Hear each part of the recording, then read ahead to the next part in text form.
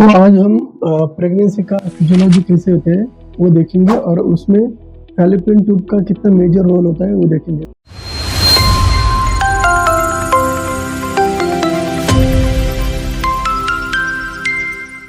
तो I am doctor Nitin Ghode from Inspiria laparoscopy and IVF research centre Rahata. तो basically tube के 4 part होते हैं। दैट इज लैटरल पार्ट, ये सबसे लास्ट वाला पार्ट होता है, दैट इज एम्पुला। फिर ये इन्फुंडेबुलम होता है, ये एम्पुला होता है जहाँ स्पर्म और ओवम एक साथ आते हैं, और ये इस्थमस पार्ट होता है। तो ये ट्यूब के 4 पार्ट होते हैं। नॉर्मली क्या होता है कि जो ये ओवरी होता है, अंडाशय होता है, तो इसमें महावरे के दूसरे या तीसरे दिन छोटे छोटे फॉलिकल होते हैं, 4-5 mm के, 6 mm के, उसको हम एंट्रल फॉलिकल बोलते हैं। और जब ये महावरे का 14th डे आता है, 14 दिन आता है, तब ये फॉलिकल 20 mm 18 mm के हो जाते हैं।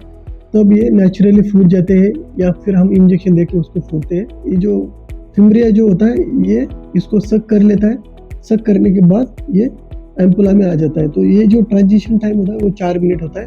तो रप्चर होने के बाद जो उसका जो वो साइड होता है वो 4 मिनट में इधर आ जाता है। फिर इसमें इसका लाइफ 48 आवर रहता है। तो ये 48 आवर इधर जिंदा रह सकता है, लेकिन उसकी जो मैक्सिमम पोटेंसी जो होती है वो फर्स्ट 24 आवर होती है। फिर वही टाइम पे अगर वो 48 आवर्स में अगर संबंध आ जाते हैं तो स्पर्म यहाँ वजाइना में गिर जाते हैं सर्विक्स के पास, और फिर सर्विक्स से कैरी थ्रू होके वो फिर यूट्रस में आते हैं, फिर ट्यूब में आके एम्पुला में आ जाते हैं। तो ये भी जो ट्रांजिशन टाइम होता है इट इज आल्सो 4 मिनट। तो ये भी स्पर्म इधर 24 to 48 आवर जिंदा रहते हैं। फिर ये एक दूसरे के कांटेक्ट में आके इधर एम्ब्रियो यानी गर्भ तैयार होता है, और यही गर्भ फिर 7 दिन के बाद यानी 21 डे 1 पे यूट्रस के अंदर जाके इम्प्लांट हो जाता है। तो ट्यूब मेजर रोल होता है प्रेगनेंसी में। अगर कोई भी क्लाइमेडियल इन्फेक्शन के कारण ट्यूब खराब हो जाती है तो ये प्रेगनेंसी रहने नहीं देती, या फिर एक्टोपिक की चांसेस बढ़ जाते हैं, या फिर कोई ट्यूबल सर्जरी हुई है तो भी ये प्रॉब्लम आ सकती है। तो tube is a major role, और अगर ट्यूब डैमेज रहेगी तो हमें डायरेक्टली आईवीएफ के लिए जाना पड़ सकता है।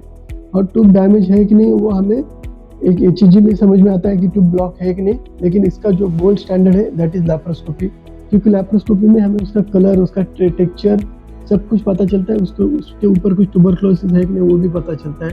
तो उसके अकॉर्डिंग हम मैनेज कर सकते हैं। और जब इसके अंदर पानी भर जाता है इन्फेक्शन के कारण, उसको हम हाइड्रोसल्फेशन भी बोलते हैं, जो हमें UVG पे भी दिखाई दे पड़ता है। Thank you for watching this video.